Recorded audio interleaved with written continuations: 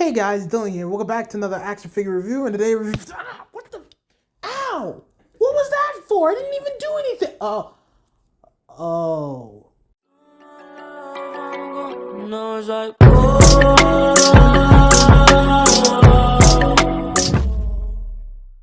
Hey guys, Dylan here. Welcome back to another action figure review, and today we're reviewing the Marvel Legends Ironheart from Black Panther Wakanda Forever. I apologize at the fact that I did not upload last Friday. Let's just say stuff went down and I wasn't able to do what I normally do.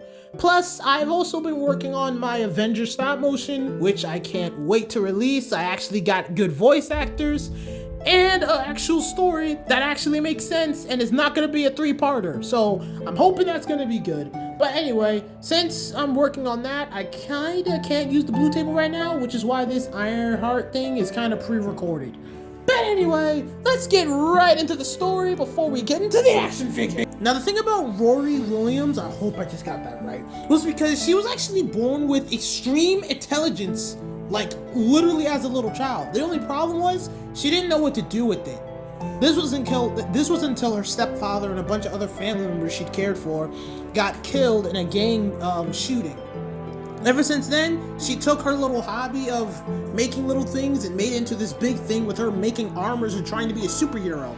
And her first armor suit was actually pretty good until it fell apart. But after that, Iron Man, well technically AI Iron Man, because at this time Iron Man was in a coma thanks to Captain Marvel in the Second Civil War. I hate her so much for that, but we'll talk about that later. Came to Rory and said, hey, here's all my gear. I need someone to take my place for a little while until my body's back together, so we'll call you Iron Woman or something. And Rory Williams became Ironheart.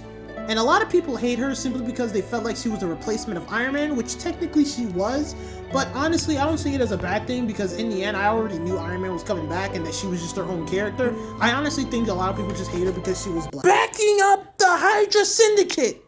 That's not what happened, y'all. She did not support the Hydra Syndicate, okay? He's only saying that to cover his ass because he just said something that was literally on everyone's mind. Shut up, editing Dylan, okay? Can't you just let me have this for once? Look, I'm sorry that I just saved their ass, but there are some things I just can't talk about. And this is one of them. It's not my fault. Look, I agree that some people out there who don't like the character because she's black and a woman. And yes, that's fucked up. But sometimes you can't talk about that shit. It's a sensitive topic. Wow!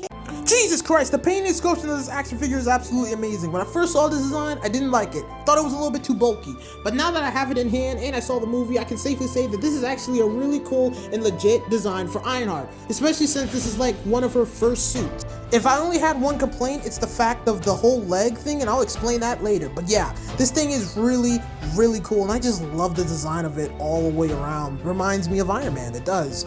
The cool thing about it is that almost everything on her is actually removable, including the big old jetpacks. You can remove those like pretty easily, and you can put them back on if you want. But yeah, I really do like this thing. I do. It's nice. It's nice. The jetpack also counts as an accessory. And speaking of accessories, Ironheart has two open hands, which look amazing. Truly love them. I don't like the fact that that's small, but you know, I still like them. She also comes with blast effects. They're actually the exact same effects that come with the original Ironheart. They're just see-through now and a little bit blue. For her third accessory, she comes with more blast effects. Well, at least the dirt that surrounds the blast effect. I don't know what these are, but they look nice. For her fourth accessory, she comes with a blaster. This is actually the same blaster she comes with in Wakanda Forever. It also comes with a wire, which kind of counts as her fifth accessory that connects together and also connects to the back of her backpack. And whether you want to believe it or not, she actually do have a sixth accessory, which are blast effects for her jetpack. Which just looks, it really is just blue, clear plastic, but it looks nice. Oh, and her sixth accessory is her freaking face. Oh my god, yo, they just packed this thing with everything that Black Panther should have had. Sorry, I raised. Also, her black gauntlets that she had on her arm are also accessories. So, there you go. Now for articulation and my only complaint about this figure. Not the design, the figure, the legs. Though they are nice and thick and bulky, that's actually the problem.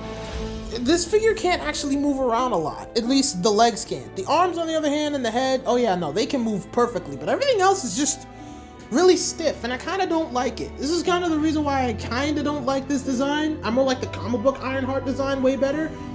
But yeah, you know, it's nice, honestly. It is good. I don't know, man. I feel like these things should be more movable. Like, I feel like Ironheart should be able to make a freaking split. I mean, I understand that, you know, its armor is going to be heavy, and that's fine, but if Iron Man can still make a split while wearing his armor, shouldn't Ironheart should be able to do the exact same? I do like how the foot articulation, though, is a little bit different, you know? Instead of it moving the full thing, it only moves, like, the front and the back, and it moves in the middle, so it's really cool there. But yeah, no, I do like this thing. This is nice. This is alright. It's dynamite. I did have to remove the backpack so I can get most of the articulation, because a lot of the accessories, oh my god, this thing does block it, so yeah. And now for my conclusion. Number one, this armor is pretty cool. I wish you would see more of it, but sadly we're not. Hoping Armor Wars does better. I love the actor who plays this character. I love this character in general. I do agree there are some writing problems with this character in the comic books, but in the MCU movie, at least in Wakanda Forever, I think they did a really good job on her. But sadly, even though the character itself is pretty cool, this action figure isn't as much. So I'm giving it 2 stars and a half. The reason why it's 2 stars is simple. A lot of her accessories actually block articulation, along with the fact that this thing was $34. And honestly, I'm okay with that price point, but if I'm paying that much, I want to see a little bit more than just hands and all that. I feel like the hands is the normal stuff. If I'm paying $35, I want this thing to have a lot more than a $50 Transformer. I'm sorry, I'm sorry, I'm stuttering. But anyway, yeah, 2.5 stars. Thank you guys for watching. Like this video, like, subscribe, and I'll see you guys next time. I have no idea who is next. I don't. It might be a Marvel Legend, it might be DC Multiverse, it might be Transformers Legacy Blitzwing. I mean, I don't know. It's Transformers Legacy Blitzwing. Bye!